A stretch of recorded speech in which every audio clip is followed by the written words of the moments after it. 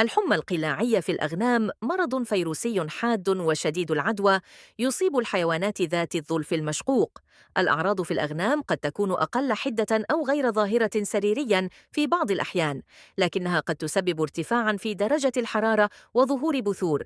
تسبب الخسائر الاقتصادية بسبب العدوى عالية الانتشار.